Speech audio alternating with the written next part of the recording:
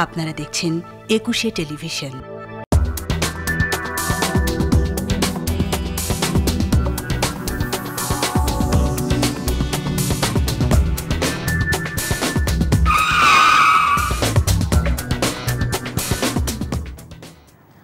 সম্মানিত দর্শক, সবাইকে স্বাগত জানাচ্ছি নিটোল টাটা 21 রাতের আজকের আয়োজনের পুরো সময়টা জুড়ে ফেরদৌসী আহমেদ আপনাদের সাথে থাকছি এবং আরও যারা রয়েছেন তাদের সাথে আলাপ করিয়ে দিব।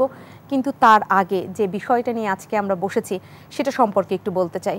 ইসরায়েল ফিলিস্তিন যে ইস্যু সেটা আপনাদের অজানা নয় এবং দীর্ঘদিন ধরে এখানে যে আলোচনাটা সবার মধ্যে অনেক বেশি ভোগাচ্ছে বলতে চাই যে মানবতার কথা উঠছে। ইসরায়েল সবসময় যদি হামাসের কথা বলে গাজায় যেভাবে গণহত্যা চালাচ্ছে সেটা কতটা সমর্থনযোগ্য, কিন্তু তারপরও তো সমর্থন মিলছে। খোদ মার্কিন যুক্তরাষ্ট্র রাষ্ট্রের পক্ষ থেকে যেভাবে সমর্থন দেয়া হচ্ছে এবং সাম্প্রতিক সময়ে মার্কিন যুক্তরাষ্ট্রের প্রেসিডেন্ট জো বাইডেন যেভাবে ইহুদিবাদ ধ্বংসের বিরুদ্ধে বা ইহুদিবাদের বিরুদ্ধে বিদ্বেষ ছড়ানোটা কোনোভাবেই মার্কিন যুক্তরাষ্ট্র মেনে নিবে না, সেই ব্যাপারে তারা কঠোর এবং সবসময় তাদের কণ্ঠস্বর জোরালো থাকবে, এই ধরনের যে বক্তব্যগুলো তার পক্ষ থেকে এসেছে সেটা নিয়ে নতুন করে আসলে সারা বিশ্ব মেতে উঠেছে আলোচনা এবং সমালোচনায়। বলতে হচ্ছে দেশে দেশে বিক্ষোভ হচ্ছে, শিক্ষার্থীরা বিক্ষোভ করছে। সেই বিক্ষোভকে মার্কিন যুক্তরাষ্ট্র কতটা পাত্তা দিচ্ছে? কারণ সেখানেও মার্কিন যুক্তরাষ্ট্র কখনোই যে কাজটা করে না, তারা যে কোনো ধরনের মত প্রকাশের স্বাধীনতার কথা যখন বলে, বিক্ষোভকে নানানভাবে যে তুমি তোমার বিক্ষোভ তুলে ধরতেই পারো, করতেই পারো, সেখানে কিন্তু এবার অন্য ধরনের আচরণ দেখেছে বিশ্ববাসী। সার্বিক জায়গাটা থেকে কি হতে যাচ্ছে, কি হচ্ছে, কি চলছে এই মুহূর্তে বিশ্বে, সেটাই আমরা আজকে আলোচনায় নিয়ে আসতে চাই এবং সেই আলোচনাটার মধ্যেই হয়তো যারা রয়েছেন যাদেরকে পেয়েছি তারা অনেক চমৎকারভাবে এগিয়ে নেবেন। আমি আপনাদের সাথে তাদের পরিচয় করে দিই। আমাদের মাঝে স্টুডিওতে উপস্থিত রয়েছেন মোহাম্মদ জমির, সাবেক রাষ্ট্রদূত, প্রধান তথ্য কমিশনার এবং বিশ্লেষক, এবং আমাদের সাথে ভার্চুয়ালি আজকে যুক্ত হয়েছেন এম সাইদুজ্জামান, প্রাক্তন অধ্যাপক, আন্তর্জাতিক সম্পর্ক বিভাগ, ঢাকা বিশ্ববিদ্যালয়। আপনাদের দুজনকেই স্বাগত জানাচ্ছি আজকের আয়োজনে। মোহাম্মদ জমির, আপনাকে দিয়ে আলোচনাটা শুরু করতে চাই। নিঃসন্দেহে আপনি এই বিশ্লেষণ ভালোভাবে তুলে ধরতে পারবেন, হচ্ছেটা কি আসলে? ধন্যবাদ। বিশেষ করে যাকে সাইদুজ্জামানকে আনা হয়েছে, আই এম ভেরি হ্যাপি। আর একটা জিনিস বলে নিই, সেটা হচ্ছে ইসরায়েলের সাথে সম্পর্কর ক্ষেত্রে পৃথিবী জোড়া একটা বিভক্তি আছে এবং যখন যুদ্ধ শুরু হলো হামাসের বিরুদ্ধে, পক্ষে যাই হোক না কেন, হামাস শুরু করলো গত বছর অক্টোবর মাসে শুরু করলো 7 তারিখে, এবং তখন সেইটা সহিংসতার মাধ্যমে অনেক লোক মারা গেল, 1000-এর বেশি লোক মারা গেল, 1200-র মতো, বা 1000-এর বেশি লোক মারা গেল আর কি। এবং আরও কথা শুনেছিলাম আমরা যে যখন মারা যাবার পরে যে অনেককে ওই ধরপাকড় করে নিয়ে গিয়ে হোস্টেজ আকারে রেখে দেওয়া হয়েছিল, বন্দি করে রাখা হয়েছিল যারা ইসরায়েলি। এবং এর বিপরীতে আবার ইসরায়েল যখন অ্যাটাক শুরু করলো, সব কিছু হলো, কিন্তু সবচেয়ে গুরুত্বপূর্ণ দিক হচ্ছে যে 11 ও 12ই জানুয়ারি এবছরে সেখানে দক্ষিণ আফ্রিকার তরফ থেকে একটা বিশেষ ভূমিকা চলে আসলো এই যুদ্ধর ব্যাপারে। এবং তারা গিয়ে তখন ইন্টারন্যাশনাল কোর্ট অফ জাস্টিসে, যেটা হেগে আছে, সেখানে গিয়ে তারা বলল যে convention on the prevention and punishment of the crime of genocide, সেটা গাজায় হচ্ছে, সেটাকে যেমন করে হোক এটা বন্ধ করা দরকার। এবং সেইটা করার জন্যে 11 এবং 12 জানুয়ারি একটা হিয়ারিংও হলো।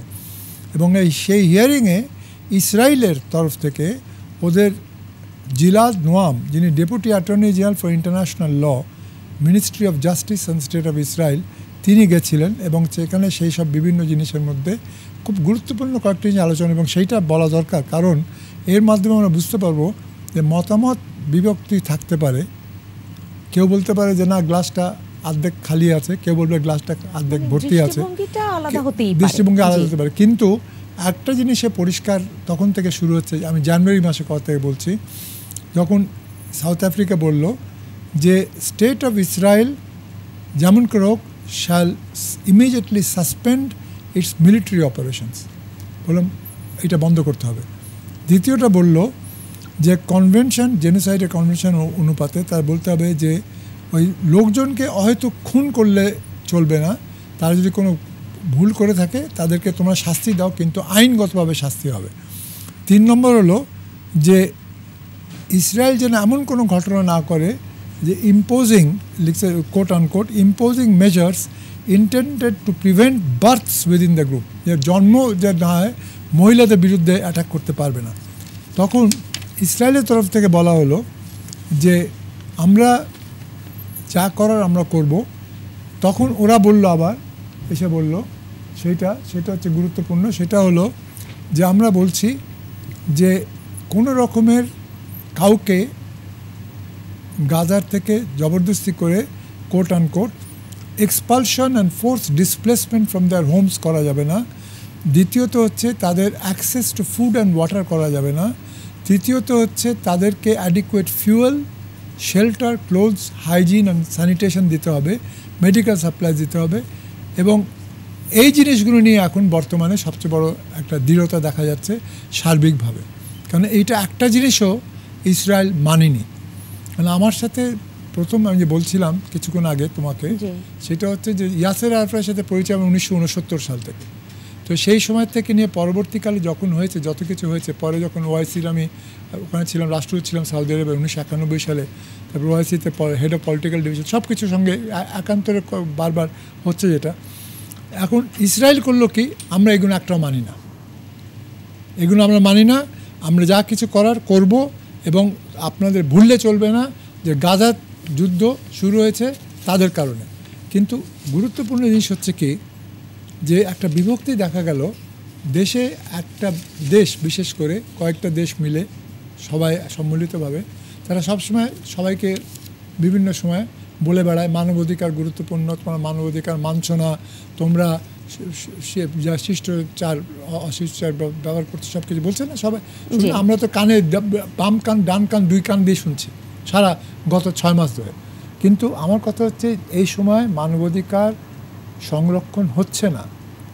লাস্ট যেটা হয়েছে গতকাল রাফার ব্যাপার নিয়ে একটা আলোচনা হচ্ছে যে এখানে কিনা মিশর এবং কাতার এবং তার সঙ্গে কুয়েত, ইউএই এরা সবাই মিলে একত্রিত চেষ্টা করছে যে কী করে যুদ্ধবিরতি আনা যায়। তো তারপর আলোচনা করেছিল, কিন্তু নেতানিয়াহু হামলা গতকালও যেটা করেছে রাফার কাছে, সেখানে 55 জন লোক মারা গেছে। এবং তেল আভিভকে এটা বলছে তারা যে বলা হয়েছে ওয়াশিংটন থেকে যে তোমরা বোমা ফেলা বন্ধ করো। কিন্তু বলা হলেও যে জিনিসটা যেটা হচ্ছে আমাদের কাছে আমার খুব খারাপ লেগেছে যে ইন্টারন্যাশনাল ক্রিমিনাল কোর্টের বিরুদ্ধে হুঁশিয়ারি দিয়েছে, নিষেধাজ্ঞার হুমকি দিয়েছে যেরকম তোমরা খবরদার নেতানিয়াহুর বিরুদ্ধে কোনো কিছু করবে না। তো তোমরা কি করে তাহলে বিদেশি রাষ্ট্রদেরকে তোমাদের কি অধিকার আছে? সেখানেই তো আসলে বড় প্রশ্ন, কিন্তু তারা সেই প্রশ্ন উপেক্ষা করেই সবকিছু করছে। আপনার কাছে আমি নিঃসন্দেহে আসবো। সম্মানিত দর্শক, আপনাদের সাথে আরও একজনকে পরিচয় করিয়ে দিতে চাই, যাকে ইতিমধ্যেই আমরা আমাদের এই নিটোলটাট 21 রাতে স্টুডিওতে পেয়েছি। তিনি হচ্ছেন মেজর অবসরপ্রাপ্ত রেজাউল রেজা, আন্তর্জাতিক সম্পর্ক বিশ্লেষক। আপনাকে স্বাগত জানাচ্ছি আজকের এই আয়োজনে। আপনার নাম বলাই যদি আমি কোনো ভুল করে থাকি নিঃসন্দেহে পরে আপনি সেরে দিবেন। আমি আপনাকে শুনবো, নিশ্চয়ই শুনবো, যেহেতু আপনাকে আজকে শোনার জন্যই এখানে আমন্ত্রণ জানানো হয়েছে। কিন্তু আমাদের সাথে ভার্চুয়ালি যুক্ত রয়েছেন এম সাইদুজ্জামান, তাকে আগে একটু শুনে আসতে চাই। এম সাইদুজ্জামান, আপনি নিঃসন্দেহে এতক্ষণ শুনছিলেন, তেমনটাই আমরা আশা করছি মোহাম্মদ জমির যেগুলো বলছিলেন। আপনার কাছে আমি আলাদাভাবে এইটুকু একটু বা সুনির্দিষ্টভাবে জানতে চাই, জো বাইডেনের যে বক্তব্য, এবং তিনি এই 7 অক্টোবরের ঘটনাকে উল্লেখ করেছেন যে এটা একদম সেই নাৎসি বাহিনী দ্বারা যখন ইহুদিদের মারা হয়েছিল, তারপরে সবচেয়ে ইহুদিদের জন্য ভয়াবহতম দিন হচ্ছে 7 অক্টোবর। 1200 জনের মতো তিনি বলেছেন যে 1200 জনের মতো ইহুদিকে মারা হয়েছে। এবং তিনি এটাও বলেছেন যখন মার্কিন যুক্তরাষ্ট্র দ্বিমত প্রকাশ করবে, তখনও মার্কিন যুক্তরাষ্ট্র একদম ইসরায়েলের প্রতি ইস্পাত কঠিন বা লৌহ সেই সমর্থন জানাবে, এটা ভেবে নিতে হবে। এই জায়গাটা থেকে একটু শুনতে চাই, তাহলে পৃথিবী কি বার্তা পেল। দেখেন, জো বাইডেন কিন্তু তার সমস্ত যে ইসরায়েল নীতি এবার এখানে সে বলছে যে একেবারে লৌহ কঠিন সমর্থন দেবে। তার দুটো বিষয় সে বিবেচনায় নিয়েছে। একটা হচ্ছে যে আগামী ইলেকশন নভেম্বরে, যেখানে তার প্রতিদ্বন্দ্বী ট্রাম্প অলরেডি ঘোষণা দিয়েছে যে আমেরিকাতে যে ছাত্রদের যে আপরাইজিং হয়েছে সেটা সাপ্রেস করতে তিনি ন্যাশনাল গার্ড নামাতেন। অর্থাৎ ন্যাশনাল গার্ড নামানো মানে যে প্রয়োজনে গুলিও করতে পারবে, এত কঠোর। তো জো বাইডেন একটা বড় সমস্যা হচ্ছে তার, যে তাকে যখন পরবর্তীতে এই স্টুডেন্ট আপরাইজিং এর পরে জিজ্ঞেস করা হলো যে আপনার ইসরায়েল নীতিতে কি কোনো পরিবর্তন আসবে, সে এক কথায় বলে দিল না।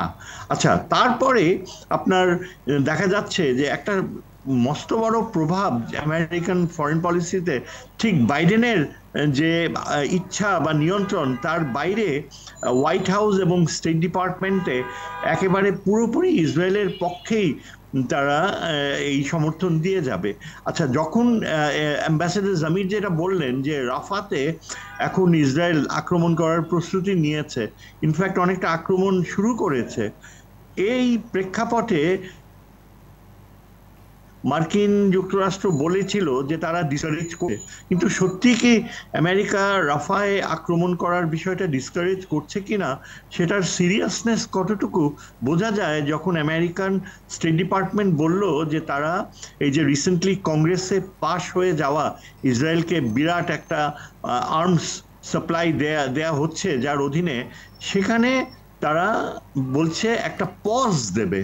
এবং এই পজ দেওয়াটাকেই অনেকে এভাবে দেখছে যে আমেরিকানরা এখন ইসরায়েলকে সাবধান করে দিচ্ছে, ইসরায়েলকে প্রতি ডিসঅ্যাপ্রুভাল দেখাচ্ছে। আসলে কিন্তু সেটা মোটেও না।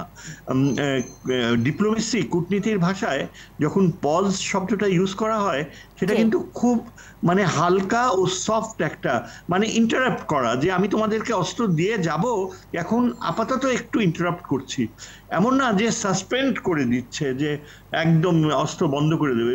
অনেকেই ভাবছে যে হয়তো আমেরিকান নীতি পাল্টাবে, মোটেও পাল্টায়নি, বরং এটা একটা প্রভোকেশন, বলছে যে আমরা পজ করছি। হ্যাঁ, এখন যেটা ইন্টারেস্টিং ব্যাপার হচ্ছে যে আমরা বরাবরই বলে আসি খুব ক্রিটিক্যালি যে আরব বিশ্ব কিছুই করছে না, কিছুতেই তারা মানে সিরিয়াসলি অ্যাক্ট করছে না, কিন্তু কয়েকটা খুবই গুরুত্বপূর্ণ এই গত কয়েক সপ্তাহে যে দৃষ্টিভঙ্গিগত পরিবর্তন এসছে এটা উল্লেখ না করে পারা যায় না। যেমন প্রথমবারের মতো সৌদি আরবের সরকার এটা বলেছে যে তারা চায় যে প্যালেস্টাইন রাষ্ট্র, এবং এছাড়া অন্য কিছু হতে পারে না। ইজিপ্টও সেরকম আভাস দিয়েছে, পার্শ্ববর্তী কাতার যে কিনা যে আমেরিকান সেন্টকমকে হোস্ট করে, তারাও বলেছে। এর গুরুত্বটা কিন্তু অপরিসীম। এর অর্থ হচ্ছে যে ইসরায়েলের জন্য প্রি-67 বর্ডারে যাওয়াটা হবে একেবারে মানে সত্যিকার অর্থে এটা ইসরায়েলিরা কোনোদিন মেনেই নেবে না। কাজে একটা অসম্ভবকে সম্ভব করা, কেননা এর অর্থ হবে জেরুজালেমের অর্ধেকটা প্যালেস্টাইনের রাজধানী হবে। এর অর্থ হবে এই যে ইসরায়েল এত বছর ধরে যে সমস্ত আর প্যালেস্টিনিয়ান ভূমি দখল করে নিয়েছে, সেটেলমেন্টস করে নিয়েছে, সমস্ত এইসব সেটেলমেন্ট তাদেরকে ছেড়ে দিতে হবে। এবং এটাই কিন্তু আমেরিকান কমিটমেন্ট ছিল আগে, তারা যখন একটা অনেস্ট ব্রোকারের রোল প্লে করছিল তখন তাদের এই কমিটমেন্ট ছিল। কিন্তু এখন আমরা দেখতে পাই ক্লিন্টনের সেই কমিটমেন্টকে ভেঙে দিয়ে ট্রাম্পের সময়ই জেরুজালেমে রাজধানী শিফট করা হলো, এবং আমেরিকা ক্লিয়ারলি বেইমানি করলো, বলে দিল যে ইসরায়েল কোনো রকমের সেটেলমেন্টস ছাড়বে না। এমনকি বাইডেনের সময় এসে আমরা দেখতে পাচ্ছি যে ট্রাম্পের এই ভুল নীতির ব্যাপারে তিনি তো কোনো পদক্ষেপ নিলেনই না, বরং অনেকাংশেই ইসরায়েল এই যে দুই রাষ্ট্র নীতি যে অসম্ভব করে তুলবে সেই পথেই তিনি গেলেন।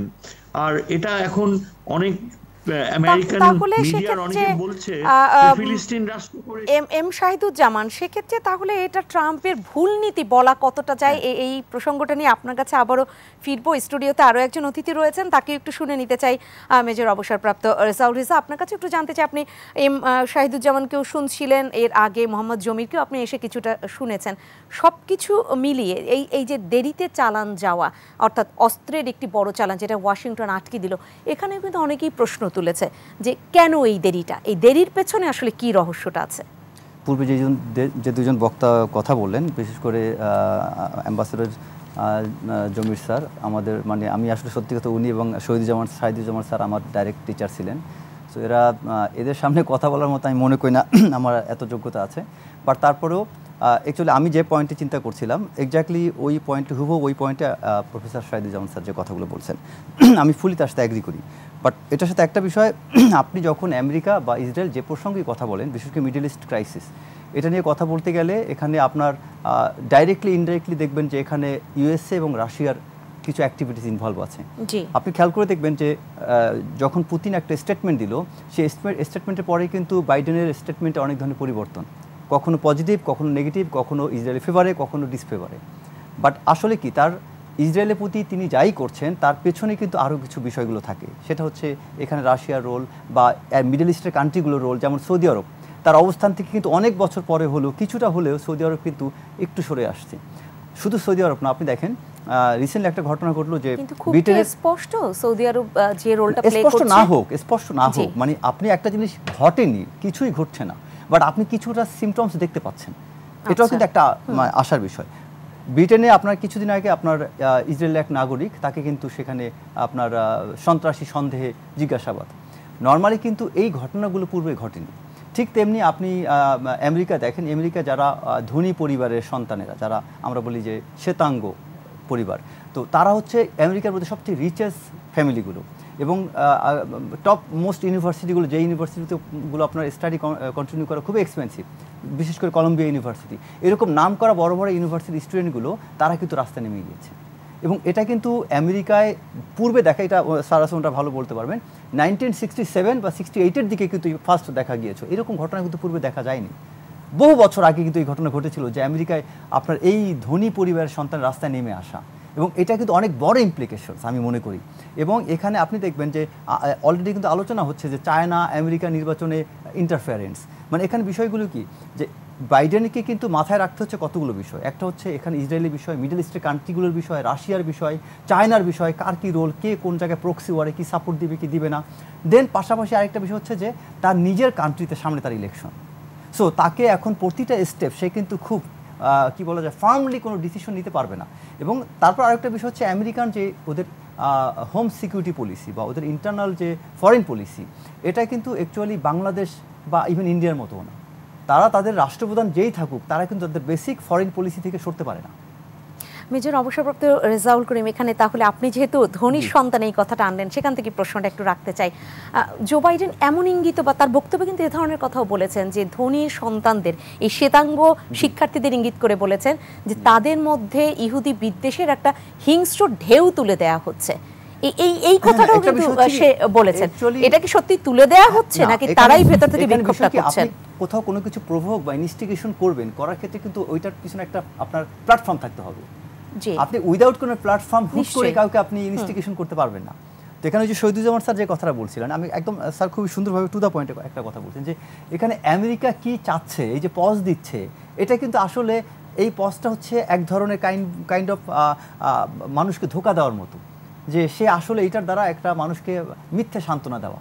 বাট সে কি আসলে আদৌ আর্মস সাপ্লাই বন্ধ করবে? সে কি তার পলিসি থেকে সে সরে আসবে? মোটেও না, সে এটা ঠিকই করবে, কারণ তার পলিসি পরিবর্তন করছে না। কিন্তু তার এই পজটাই তো বিশ্বর যত বিশ্লেষক রয়েছেন তারা বুঝতে চাচ্ছেন যে কেন। পজিটিভ সাইন হচ্ছে এটুক যে তারপরও সে কনসার্ন, মানে আপনি আগে কোনো বিষয়ে পাত্তা দেননি, but now you are concern. এটা হচ্ছে সবচেয়ে লক্ষণীয় বিষয় আমেরিকার কাছ থেকে। এবং ইসরায়েলের কাছ থেকে আপনি চিন্তা করেন যে ইসরায়েল আগে যে ধরনের অ্যাটেম্পটগুলো নিত, যেমন ইরানের সাথে যে ঘটনা করছে, ইরান যে হামলাটা করলো, ডু বিলিভ যে ইসরায়েল যে তাকে কাউন্টার হামলাটা করলো, এটা ইসরায়েলের নেচার অনুযায়ী অ্যাপ্রিভিয়েট হয়েছে? মোটেও না। ইসরায়েলের নেচার অনুযায়ী এটা আরও বড় ধরনের হ্যাভক হওয়ার কথা, আরও বড় ধরনের মানে বিগ স্কেল একটা রেসপন্স হওয়ার কথা। ইসরায়েল কিন্তু সেই রকম বিগ স্কেল রেসপন্স ইরানকে করে নাই।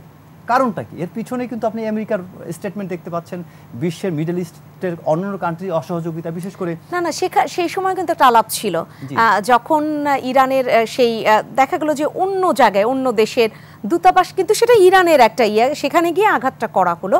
সেটার পেছনে অনেকে বলছেন যে নেতানিয়াহুর বড় একটা গেম ছিল, যে নেতানিয়াহুর ব্যাপারে অনেকে সমর্থন কমে যাচ্ছিল, বিশেষ করে মার্কিন যুক্তরাষ্ট্রেরও যদি সমর্থন, তার মনোযোগটা আকর্ষণের জন্য সে এখানে ইরানকে দিয়ে একটা হামলা করানোর নাটকীয়তা করেছে, একটা সাজিয়েছে এই গেমটা। গেমে নেতানিয়াহু জিতে গেছেন, সেটা আসলে কতটা সম্পূর্ণ ভুল কথা। যে এরকম আলোচনা এখানে আমি মনে করি জিতেনি, বরং সে এখানে হেরে গিয়েছে। কারণ নেতানিয়াহুর অবস্থানটা কিন্তু নিজের দেশ তথা আমেরিকা এবং বিশ্বের দরবারে সে কিন্তু এই মুহূর্তে তার ইমেজ কিছুটা হলো সংকটে। কারণ নেতানিয়াহু যে কাজটা করেছেন, হয়তো তিনি সেটা এটা হতে পারে, অনেক জায়গায় অনেকে বলছে এটা তার এক্সপেকটেশন থাকতে পারে, কিন্তু আলটিমেটলি তার জন্য যে রেজাল্টটা তার জন্য রিব্যাক করেছে, এটা কিন্তু অ্যাকচুয়ালি মানে তার অর্জনে কিছু নাই। এবং আপনি খেয়াল করেন যে ইরান বরং তার ওই ঘটনায় ইরান কিন্তু অবস্থানটা আরও বেড়ে গিয়েছে।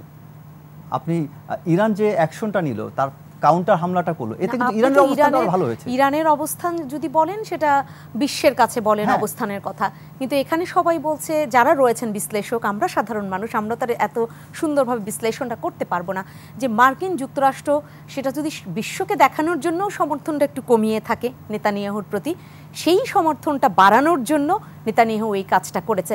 এবং এর পেছনে মার্কিন যুক্তরাষ্ট্রেরও গেম খেলার একটা থাকতেই পারে, যে এইভাবে খেললে হয়তো আমিও তোমাকে আবার অধ্যত্ত সমর্থনটা দিতে পারবো। বিষয়টা কি, এখানে আসলে একটা সাইকোলজিক্যাল গেম চলছে, মনস্তাত্ত্বিক যুদ্ধ মনে করি টোটালি, এবং অনেকটা মনস্তাত্ত্বিক যুদ্ধ তথা এখানে একটা রিস্ক ফ্যাক্টর কাজ করছে। কিরকম, যে সে ভাবছে যে আমি এটা করলে হয়তো আমি গেইন করবো, বাট আলটিমেটলি তার প্রতিপক্ষ গেইন করে ফেলছে।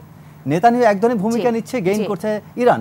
একইভাবে আবার আমেরিকা থেকে আপনার বাইডেন কিছু ভূমিকা নিয়েছে, সে তার ভূমিকার প্রতি উত্তরে তার নিজ দেশে এখন কিন্তু ধনী পরিবার বা শ্বেতাঙ্গরা তারা কিন্তু খেপে উঠছে। বাট সে চিন্তা করেছিল হয়তো আমি এই অ্যাকশনটা নিলে আমার দেশে আমার জনপ্রিয়তা বাড়বে, আমি নির্বাচনে কোনো একটা বেনিফিট পাবো, কিন্তু তা হয়নি, হচ্ছে বিপরীতটা। তার মানে বিষয়গুলো কি এখানে আসলে এই ওই যে স্যার যে একটা কথা বলে যে এই পজটা আসলে আমেরিকার পজ না, আমার কাছে মনে হচ্ছে যে বিশ্বের দর্শক বা আমার দেশের সাধারণ মানুষ যারা আমরা যারা আছি প্রত্যেকের কাছে এটা একটা পজ, আসলে তাদের সেই সাইকোলজি। আমি কথা বলি, আমি এখানে বলি ইতে, সেটা হচ্ছে মনে রাখতে হবে আমাদেরকে, ইরান ইজ স্লোলি ইমার্জিং একটা নিউক্লিয়ার পাওয়ার হিসেবে। এবং আমি আপনাকে শুনবো, কিন্তু বিরতির সময় যেহেতু হয়েছে আমি সেটা শেষ করে এসে শুনি। এবং এখানে বলতেই হচ্ছে যে এই যে সাইকোলজিক্যাল যে গেমগুলো চলছে, সেই জায়গাটা কে জিতলো কে হারলো কিন্তু সেইটা বোঝা বা বের করা অনেক কঠিন, কিন্তু তার থেকে অনেক সহজ মানুষ মরা। এবং সেই কারণেই বোধহয় 35,000 মানুষ গাজায় হত্যা করা হলো। আমি আসবো এই আলোচনা নিয়ে আবারও। সম্মানিত দর্শক, আপনারা যারা রয়েছেন আমাদের সাথে আলোচনায়, কিছুক্ষণের মধ্যে আবারও ফিরে আসবো ছোট্ট বিরতি শেষে। নিঃসন্দেহে সাথে থাকবেন আমাদের আলোচনা।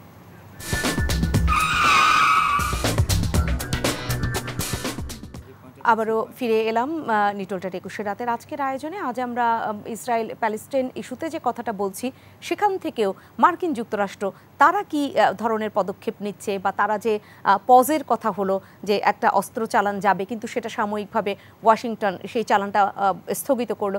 এই যে নানাবিধ এবং বিশ্বের যেখানে যেভাবে সেই মানসিক বা মনস্তাত্ত্বিক খেলাটা খেলছে, সেখানে সাধারণ মানুষের কি অবস্থা দাঁড়ায়, কারণ দেশে দেশে কিন্তু শিক্ষার্থীরা খেপে উঠেছে। সেই আলোচনাগুলোই করছি। মোহাম্মদ জমির, আপনার কাছে আসবো, আপনাকে শুনবো বলেছিলাম, একটু শুনতেই চাই যে আসলেই কি হচ্ছে এই জায়গাটায়। আমি এখানে বলি, সেটা হচ্ছে নিউক্লিয়ার পাওয়ার হিসেবে ইরান আস্তে আস্তে এগিয়ে যাচ্ছে, জি, এবং এইটার ব্যাপারে প্রচেষ্টা চলছে ইউরোপিয়ান ইউনিয়নের থ্রু দিয়ে, যে তারা একটা ট্রিটি করবে যাতে করে তারা কয়েকটা জিনিস নিউক্লিয়ার পাওয়ার হিসেবে তাদের মেনে চলতে হবে। কিন্তু এই যে হামলা যেটা হলো ইরাকে, ইসরায়েল করলো, এবং ইরাকে পরে ওরা আবার বোমা টোমা ফাটালে করলো, কিন্তু পরিষ্কার বোঝা যাচ্ছে যে ইউরোপিয়ান ইউনিয়ন এবং এছাড়াও কানাডা এবং অন্যান্য কয়েকজন, তারা এই যে কোয়াডের যারা আছে, তারাও আমেরিকাকে বলেছে যে তোমরা খুব বেশি বাড়িও না, এগিয়েও না, তাহলে শুধু হেজবুল্লাহর কারবার নয়, তখন পৃথিবী জোড়া একটা অন্য ভূমিকা চলে আসতে পারে। জাতীয় স্বার্থ একটা জিনিস, কিন্তু জাতীয় নিরাপত্তা একটা জিনিস, আর সার্বিক নিরাপত্তা আরেকটা জিনিস। তো এইসব কারণে একটু অন্যদিকে তারা যাচ্ছিল। কিন্তু আমি বলি যেটা, সেটা হচ্ছে যে আজকে হচ্ছে 9 তারিখ, কিন্তু 6 তারিখে আল জাজিরায় তারা পুরোটা এই যে রাফার ওপরে যে জিনিসটার ওপরে একটা পুরো text of the Gaza ceasefire proposal approved by Hamas এটা দিয়েছিল সোমবারে 6 তারিখে। সেখানে কিন্তু তারা 3টে স্টেজে, আমি শিওর তুমিও দেখেছো এইটা, you must have seen it, যে ফার্স্ট স্টেজ যেটা 42 ডেজ যেটা হবে, যেটা হামাস এগ্রি করেছিল, সেটা বলছিল যে প্রথম 42 দিনে আপনারা যত এভিয়েশন, মিলিটারি অ্যান্ড রিকনাইসেন্স যেটা গাজা স্ট্রিপের উপরে, সেখান থেকে কিছু ঘন্টার জন্য 10 ঘন্টার মতো দিনে আপনারা দয়া করে করবেন না, যাতে করে আমরা একটু আস্তে আস্তে স্বস্তি ফিরে আসে।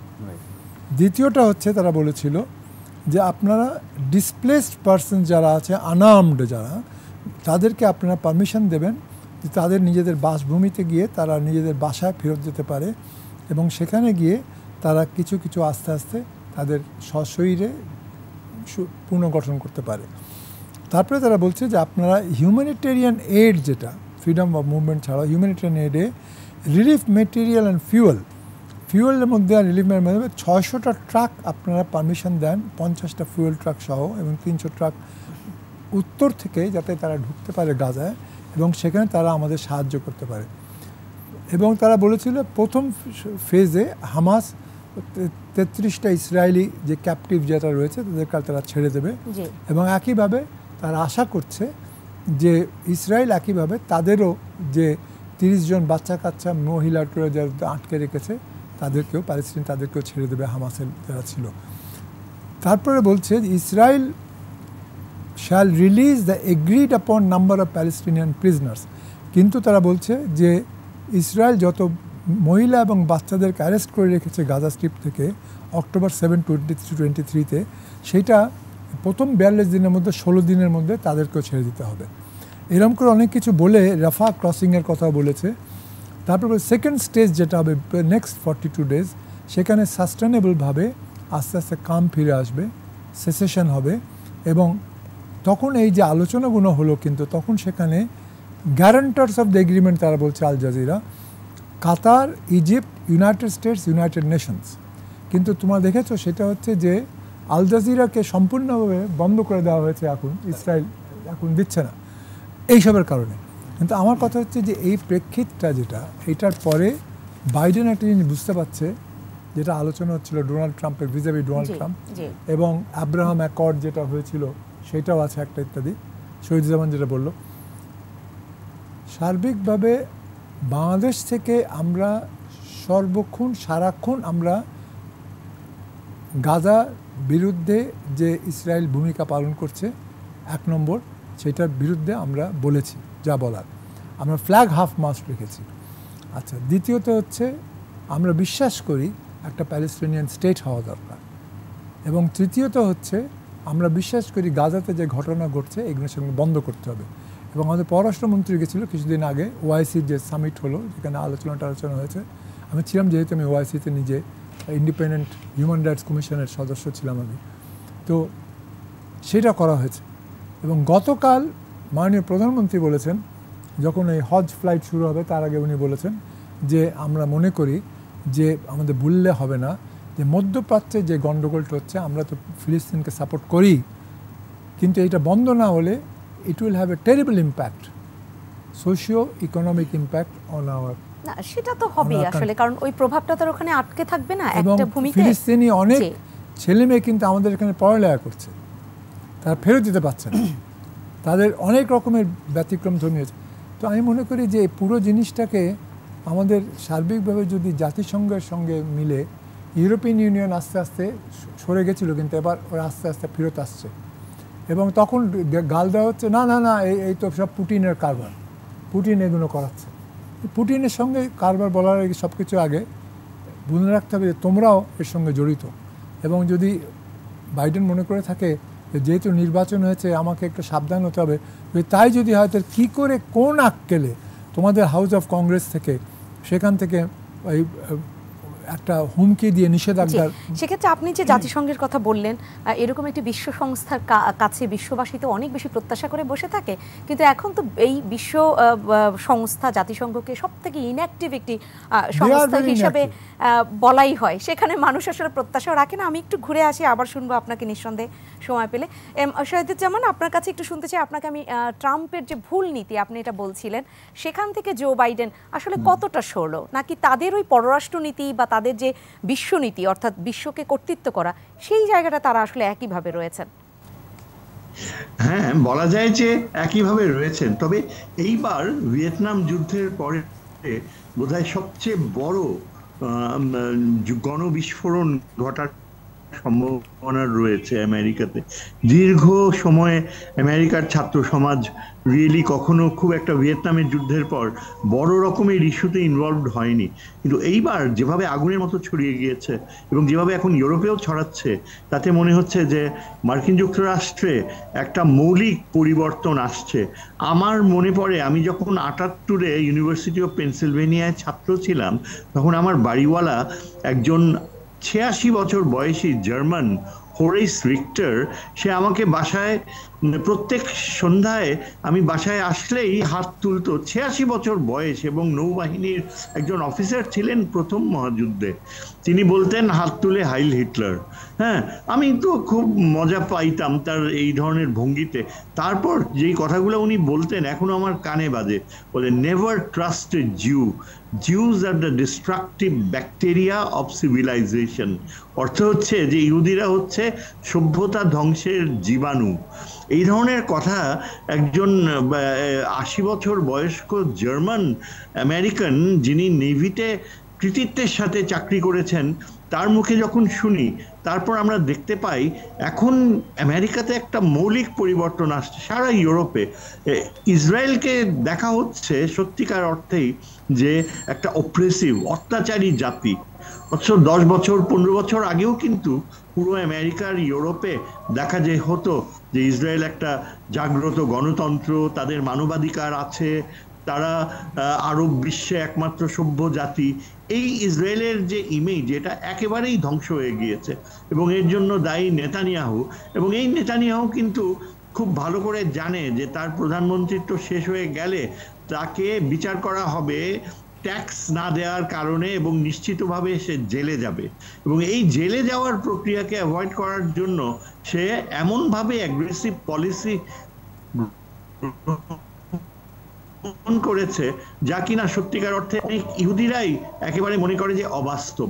কিন্তু যেটা আমরা দেখতে পাই বাস্তবতা, যে আমেরিকা আর ইউরোপের দেশগুলো এখন একটা জিনিস ভালো করে বুঝতে পারছে যে ইসরায়েল আজকে যেই পর্যায়ে চলে আসছে সেখান থেকে আর পিছনে যাওয়া বাস্তব ক্ষেত্রে তার জন্য অসম্ভব।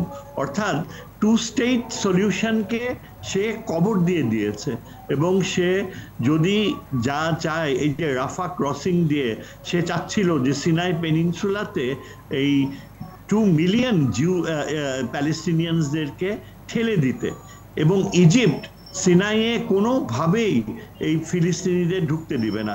ইজিপ্ট অনেকাংশেই সহযোগিতা করছে, মেডিয়েট করছে, এবং ইজিপ্টের উপর ইসরায়েলের প্রচন্ড নিয়ন্ত্রণ রয়েছে। এবং তারপরেও ইজিপ্ট এটা কোনোভাবেই মেনে নেবে না যে এই যে একটা ডেমোগ্রাফিক রিঅর্ডারিং করার ইসরায়েলি ষড়যন্ত্র। কিন্তু তারপরে তাহলে এখন এই যে রাফা ক্রসিংয়ে যে প্রায় 15 লক্ষ ফিলিস্তিনি পালিয়ে বেড়াচ্ছে, তারা জানে না কোথায় যাবে। কিন্তু এই রাফা ক্রসিং এ যদি সত্যিকার অর্থে পুরো দস্তুর হামলা চালায়, তাহলে ইজিপ্টের সাথে ইসরায়েলের সম্পর্ক নিশ্চিতভাবেই একটা বড় রকমের প্রশ্নবোধক চিহ্ন দেখা দেবে। সৌদি আরব সহ আরব বিশ্ব তাহলে একেবারেই ঘুরে দাঁড়াবে। এবং এখানেই একটা বাস্তবতা আমরা দেখতে পাই যে এই যে ইসরায়েলের যে বর্তমানের অস্তিত্ববাদী ধারণার যে নীতি, যেখানে সে বাস্তব ক্ষেত্রে 2 স্টেট সলিউশনকে একেবারে কবর দিয়ে দিয়েছে, এবং এই কবর থেকে আবার কিভাবে ফিলিস্তিন রাষ্ট্র ধারণা আবার জীবিত হবে, এমনকি অনেক ইসরায়েলিরা এবং কিছু কিছু বেঁচে যাওয়া বিকৃত মনের আরবরা ইসরায়েলের পক্ষে যে একথাও বলে যে ইতিহাসে তো ফিলিস্তিন বলতে কিছুই ছিল না, হঠাৎ কেন ফিলিস্তিন ফিলিস্তিন বলে চিৎকার আপনি করা তো হচ্ছে। কবর দেওয়ার কথা বলছেন এম শহীদুজ্জামান, কিন্তু এই আলোচনাটাও আছে যে আদৌ কি কখনো এই 2 স্টেট এই নীতিটায় বিশ্বাস করতো কিনা ভেতর থেকে মার্কিন যুক্তরাষ্ট্র, এরকম একটি আলোচনা রয়েছে। আমি আপনার কাছে আরেকটি বিষয় একটু স্পষ্ট হতে চাই। আপনি বাস্তবতার কথা বললেন, তো কতটা বাস্তবতা কতটা নাটকীয়তা যখন আমরা শুনি যে মার্কিন যুক্তরাষ্ট্রে পররাষ্ট্র মন্ত্রণালয়ের আরবি ভাষার মুখপাত্র তিনি পদত্যাগ করেন, আরও কয়েকজন কর্মকর্তা আগে পদত্যাগ করেছেন, তখন এরকম প্রশ্ন ওঠে এটা কি সত্যিই সমর্থন জানিয়ে, অর্থাৎ শিক্ষার্থীদের সেই বিক্ষোভের ব্যাপারে সমর্থন জানিয়ে বা ফিলিস্তিনের ব্যাপারে সমর্থন জানিয়ে কি তারা পদত্যাগ করছেন, নাকি অন্য কোনো নাটকীয়তা, অন্য কোনো সমীকরণও এখানে লুকায়িত রয়েছে? আমার ধারণা যে তারা এই যে নৈতিকতা প্রশ্নেই পদত্যাগ করেছেন। এরকম ঘটনা একবার ঘটেছিল, এই যে যখন সার্বিয়ায় বসনিয়ায় যুদ্ধ হচ্ছিল, তখনও কিন্তু কয়েকজন মার্কিন কূটনীতিক নৈতিক কারণে পদত্যাগ করেছিল। এখন এই যে প্রত্যাখ্যান, এটা কিন্তু একটা বড় রকমের পরিবর্তন এনে দেবে। 3টা জায়গা থেকে নিয়ন্ত্রণ করা হয় পররাষ্ট্র নীতিকে, একটা হচ্ছে হোয়াইট হাউস, আরেকটা হচ্ছে স্টেট ডিপার্টমেন্ট, আবার আরেকটা হচ্ছে প্রতিরক্ষা ভিত্তিক নিয়ন্ত্রণ পেন্টাগন থেকে। তিনটা জায়গাতেই কিন্তু বৈপরীত্য আমরা দেখতে পাচ্ছি। হোয়াইট হাউসে প্রেসিডেন্ট বাইডেনের নিয়ন্ত্রণ কতটুকু আছে তার এই বয়সে, সেটা নিয়ে কিন্তু প্রচুর সন্দেহ দেখা দিচ্ছে। বলতে গেলে হোয়াইট হাউসে একটা নৈরাজ্যকর বাস্তবতা প্রিভেইল করছে। এবং সেক্ষেত্রে মার্কিন যুক্তরাষ্ট্রের নির্বাচন সামনে, এবং এইরকম যদি নৈতিকতা জাগ্রত হয়, শিক্ষার্থীদের মধ্যে সেই ক্ষোভ জাগ্রত হয়, তাহলে সেটা কতটা চাপ তৈরি করছে জো বাইডেন প্রশাসনকে, সেটা একটু শুনে নেই। মেজর অবসরপ্রাপ্ত রেজাউল করিম, আপনার কাছ থেকে একটু শুনতে চাই। অ্যাকচুয়ালি কি মানে আপনার এক্স্যাক্ট প্রশ্নের উত্তর দেওয়ার পূর্বে আমি একটা কথা বলতে চাই। আপনি কিছুক্ষণ আগে একটা কথা বলছিলেন, আমি পরে ভুলে যাবো, এই জন্য বলে নিচ্ছি। ইউএনের রোল, অ্যাকচুয়ালি ইউএনের ইউনাইটেড নেশনসের যে রোলটা পালন করবে, এখানে আমাদের এক্সপেকটেশনটাই তো আমি মনে করি একটা ভুল। কারণ হচ্ছে ইউনাইটেড নেশনসকে সবচেয়ে বড় ডোনার কারা? সবচেয়ে বড় ডোনার হচ্ছে আমেরিকা। সো আমেরিকা যদি ডোনেশন দেওয়া বন্ধ হয়ে যায়, ইউএন কালকে বন্ধ হয়ে যাবে, যেটা বাস্তবে ফ্যাক্ট। সো এখানে ইউনাইটেড নেশনস তাই করবে যেটা আমেরিকা ডিজায়ার করবে, আর বাকি টুকটাক ইউএন যে প্রোটেস্ট করে এটা হচ্ছে তার সার্ভাইভালের জন্য, যে কিছু একটা বলতে হবে, সে একটা আনুষ্ঠানিকতা জাস্ট বজায় রাখছে। হয়তো স্যার আমার সাথে এগ্রি করবেন যে যত কিছু, হয়তো অনেক সময় মনে হয় না যে একটা কথা আমেরিকা, এটা তো চরম বাস্তবতা, কিন্তু তারপরও তো মানুষ যৌক্তিক প্রত্যাশা করবেই, কারণ ইউএন হচ্ছে শান্তি সংস্থা, নাম তো শান্তি সংস্থা। আমি মনে করি আপনারা হয়তো এটা দর্শক হয়তো অনেকে এটা জানে না, যে ইউনাইটেড নেশনসের পূর্বে কিন্তু লিগ অফ নেশনস ফর্ম হয়েছিল আপনার ফার্স্ট ওয়ার্ল্ড ওয়ার। জি জি, লিগ অফ নেশনসটা কিন্তু আমি মনে করি মানে লিগ অফ নেশনস ফেল করেছে, বাট ইউএনের মতো এত নেকেট হয়নি। ইউএন হচ্ছে এক কথায় কি বলবো, যে একটা মানে কোয়াইট একটা মানে এটাকে আমেরিকার অ্যাক্টিভিটিস ইউএনের ইমেজটাকে নেকেট করে দিয়েছে টোটালি, বিশেষ করে ভিটো ব্যবহার করে। এক্স্যাক্টলি। না, এটা আপনি তো বললেন সাধারণ মানুষ জানে কিনা, এটা সাধারণ মানুষ জানে যে তুমি একটু বেশি দিচ্ছ, সেই জন্য এখন তোমার কথায় সমস্ত শান্তি বিনষ্টও তুমি করতে পারো। ব্যাপারটা এরকম, শুধু পয়সার ব্যাপার না, ভিটোর কারণে, ভিটো অপব্যবহার। এক্স্যাক্টলি। এবং সবচেয়ে যেটা আপনার ডিসহার্টেনিং ফ্যাক্ট হচ্ছে যে ইউনাইটেড নেশন যদি আমেরিকাকে করছে ঠিক আছে ফাইন, কিন্তু মাঝে মধ্যে আই ওয়াশ দেয়, যে আপনার হঠাৎ করে ধরেন কোনো একটা বিষয় নিয়ে, মায়ানমার রোহিঙ্গা ইস্যু নিয়ে হয়তো ইউএন একটু কথা বললো, বা ধরেন এখানে তাইওয়ান ইস্যু নিয়ে হয়তো একটা কথা স্টেটমেন্ট দিল, বা ইউক্রেন ইস্যু নিয়ে একটা স্টেটমেন্ট দিল। This are eyewash. এগুলো কেন করছে? তার সার্ভাইভালের জন্য, কিন্তু সে তার বেসিক জায়গা থেকে সে সরছে না। আমেরিকার কোনো একটা জায়গায় যেখানে আমেরিকার বড় ধরনের আঘাত হানবে, আমেরিকার ফাউন্ডেশনে বা আমেরিকার ফান্ডামেন্টাল কোনো পলিসিতে আঘাত হানবে, এরকম কোনো কিছু ইউএন কখনোই করে না। জি, চাপের জায়গাটা একটু শুনে নেই, কারণ আমার হাতে একেবারেই সময় নেই, শুনতে শুনতে সময়টা শেষ হচ্ছে। আমেরিকার আরেকটা বিষয় হচ্ছে যে দেখেন, আমি একটু বলিনি, সদুজ্জামান স্যার একটা জায়গায় যেটা বলছিলেন যে ওদের যে আমেরিকান ইয়াং রিচ ফ্যামিলি যে স্টুডেন্ট যারা, এখানে দেখেন অলরেডি 2000 স্টুডেন্টকে কিন্তু অ্যারেস্ট করা হয়েছে, মোর দ্যান 2000, অ্যান্ড আপনার 60-র কাছাকাছি ইউনিভার্সিটিগুলোতে অলরেডি এটা ছড়িয়ে গিয়েছে। সো এখানে মানে বাইডেনের যে একটা মানে এখানে বাইডেনের একটা বিষয় থেকে কখনোই বের হতে পারবে না, সেটা হচ্ছে তার সামনে ইলেকশন। বাইডেন এবং নেতানিয়াহু দুজনের জন্যই দুইটা চ্যালেঞ্জ। নেতানিয়াহুর কথা স্যার যেটা বলেন এটা একদমই সত্য কথা একটা বলছেন, যে সে তার সামনে অনেকগুলো, শুধু ট্যাক্স না, অনেকগুলো বিষয়ে তার সামনে থ্রেট আছে। কারণ নেতানিয়াহু এমন কিছু কাজ করেছে যেগুলোর কারণে সে জানে তার ভবিষ্যৎটা কেমন। এ কারণে নেতানিয়াহু চাইবে by any means, by hook or crook, সে তার অবস্থানে থাকতে, এবং সেটা থাকার জন্য সে যা কিছু করছে, ইসরায়েল বা ইহুদিদের জন্য যত না করছে তার চেয়ে বেশি সে করছে নিজের জন্য। He is more focused on his own interest. সেই কারণে তো ইসরায়েলও বিক্ষোভ হয়েছিল তার বিরুদ্ধে। এবং শুধু তা না, তার এই ভূমিকায় বিশ্বের বিভিন্ন জায়গায় কিছু ক্ষুদ্র কিছু ইহুদি জনগোষ্ঠীর কিছু মানুষও, তারাও কিন্তু এই জায়গাটা তাদের অ্যানয়েন্স প্রকাশ করছেন। ইটস নট আমরা এটা হয়তো অনেকে কেউ বলছে কিনা আমি জানি না, ওয়ার্ল্ডের সব ইহুদি কিন্তু এক নয়, কিছু আছে যারা আপনার এই অ্যাক্টিভিটিসটাকে কিন্তু তারা সমর্থন করছে না। তারপর ইউরোপিয়ান কান্ট্রিগুলো দেখবেন যে হঠাৎ করে ইউরোপিয়ান আপনার কান্ট্রি যারা আছে তারা কিন্তু আপনার সাইলেন্ট। এখানে কিন্তু আগে যেরকম ইসরায়েল ইস্যু নিয়ে তারা একটা আপনার হইচই তৈরি করতো, এটা কিন্তু এবার করছে না। তারাও কিন্তু অনেকটা সাইলেন্ট, কারণ তারা নেতানিয়াহুর নেতৃত্বের প্রতি তারা অসন্তুষ্ট। নেতানিয়াহুর in the leadership forum, global leadership forum, সেখানে কিন্তু নেতানিয়াহু অনেকটাই তার অবস্থান মানে থেকে সরে গিয়েছে, কারণ তাকে এখন বিভিন্ন কান্ট্রি স্টেট হেড যারা, তারা কিন্তু তাকে অ্যাকসেপ্ট করছে না। এবং আমেরিকাতে তো টোটালি এখন নট অনলি নেতানিয়াহু, এখানে জিউস, নেতানিয়াহু এবং ইসরায়েল, এই তিনটা এন্টিটির কথা যদি আমি উল্লেখ করি, তিনটার প্রতি আমেরিকান জনগণ তথা আমেরিকান স্টেটের যারা টপ ম্যানেজমেন্ট সবাই এটা বিরক্ত। এবং আমেরিকার সবচেয়ে বড় কথা হচ্ছে যে এখানে আমেরিকান ফরেন পলিসিটা এমন যে এইটা কিন্তু আপনার, যেমন আমি একটা কথা বলিনি, আপনি ডিপ্লোমেসি এবং ফরেন পলিসি এই দুটো জিনিস আমাদের একটু স্যার আমার চেয়ে ভালো ডিফাইন করতে পারবেন। ফরেন পলিসি কিন্তু এটা হুটহাট করে হয় না, এটা একটা সেট পলিসি যেটা বছরের পর বছর এটা কিন্তু এক্সিস্ট করে। বাট আপনি ডিপ্লোমেটিক অ্যাপ্রোচ, ডিপ্লোমেসি এটাকে চেঞ্জ করতে পারেন আপনি, যখন তখন ডিফারেন্ট ডিপ্লোমেটিক প্রসেস আপনি ফলো করতে পারেন, ডিফারেন্ট ডিপ্লোমেটিক আপনার অ্যাক্টিভিটিস আপনি গ্রহণ করতে পারেন, কোনো সমস্যা নেই। কিন্তু ফরেন পলিসি বারবার চেঞ্জ হয় না। সো আমেরিকান ফরেন পলিসিটা এমন যেখান থেকে বাইডেন চাইলেও অনেক কিছু পারবে না। তো বাইডেন তাহলে কী করতে পারে এখন? বাইডেন অন্য যা কিছু করতে পারে সে তার নিজের জন্য। কিন্তু বাইডেন যদি এখানে এমন হতো যে তার সিনেট মেম্বার যারা আছে, তার স্টেটের যারা সবচেয়ে কার্যকরী ব্যক্তি যারা আছেন, তাদেরকে নিয়ে যদি কখনো বসতেন যে আমরা ইসরায়েলের ব্যাপারে আমাদের পলিসি রিফরমেশন করব, মডিফিকেশন করব, পরিবর্তন করব, সেরকম কোনো ভূমিকা আমেরিকা নিচ্ছে না। আমি এখানে একটাই বলি, অ্যাড করি, এই ও যা বলছে ঠিকই বলছে, তবে একটাই মানে আমার কাছে সবচেয়ে ঘৃণ্যতম জিনিস লাগলো, গতকাল আমেরিকান সিনেটররা, বেশ কয়েকজন সিনেটররা, তারা থ্রেটেন করেছে ইন্টারন্যাশনাল ক্রিমিনাল কোর্টকে যে তোমরা নেতানিয়াহুর বিরুদ্ধে অ্যারেস্ট ওয়ারেন্ট ইস্যু করতে পারবে না। তার মানে কি ইঙ্গিত দেওয়া হচ্ছে, কনোটেশন হচ্ছে, তোমরা যদি করো ইন্টারন্যাশনাল ক্রিমিনাল কোর্টে যে তোমরা বেতন পাও, যা কিছু পাও, পয়সা দাও, আমরা বন্ধ করে দেবো। সব কথা হচ্ছে ওই একই পয়সা নিয়ে। এখানে সত্যিকার অর্থে কি আপনার বাইডেন বলেন, নেতানিয়াহু বলেন, তারা হচ্ছে ওয়ার্ল্ড পলিটিক্সের ক্ষেত্রে সাকিব খান। দে আর জাস্ট অ্যাক্টিং। এটা ফ্যাক্ট যে তারা ওয়ার্ল্ড পলিটিক্সের একটু সংক্ষেপে শুনবো, সময় একেবারেই শেষ। তারা ওয়ার্ল্ড পলিটিক্সের ক্ষেত্রে দে আর বিকামিং সাকিব খান আর শাহরুখ খান। তারা কিন্তু এখানে অ্যাকচুয়ালি কোনো কিছু করতে পারবে না এবং পারছেও না।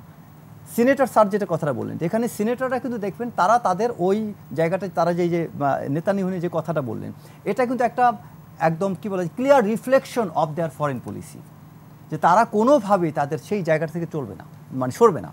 সো আমেরিকার জায়গায় আছে যে পজ যা কিছু হচ্ছে এগুলো হচ্ছে আইওয়াস, তারা তাদের সেই পলিসি নিয়ে তো থাকবে, কিন্তু দেশের মধ্যে যে বিক্ষোভ যেটা আস্তে আস্তে ছড়িয়ে পড়ছে এক একটা রাজ্যে, বিভিন্ন ইউনিভার্সিটিতে যেভাবে আমার মনে হচ্ছে, ভালো একটা কথা আমি ভুলে যাচ্ছিলাম, ভালো একটা কথা মনে করছেন, এখানে যদি আমেরিকান ফরেন পলিসিতে রিফরমেশন বা কোনো চেঞ্জ, কোনো পরিবর্তন, কোনো কারেকশন যদি আসে, এই ধরনের কিছুর দ্বারা সম্ভব হতে পারে।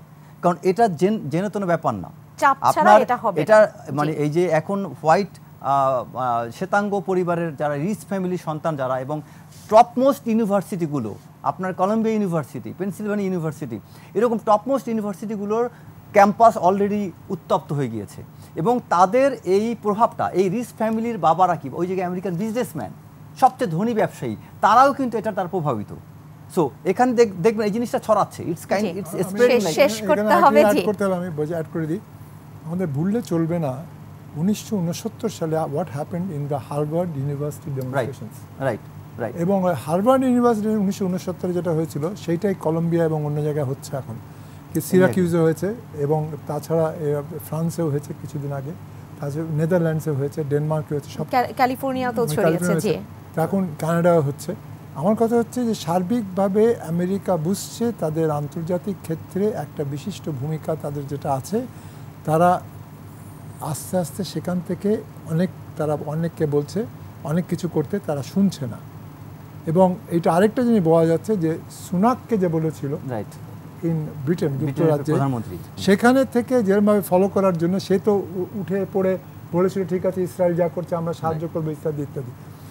এখন পুরো জিনিসটা পরিবর্তনের মাধ্যমে, যেটা ছিল আগে 19, সেটা এখন 19 নয়, এটা 20ও নয়, এটা এখন 100-র কাছাকাছি চলে গেছে। আমি শেষ করতে হবে 30 সেকেন্ডে। শহীদুজ্জামান, আপনি কিছু যুক্ত করবেন কিনা? 30 সেকেন্ড শুনে শেষ করব। ধন্যবাদ।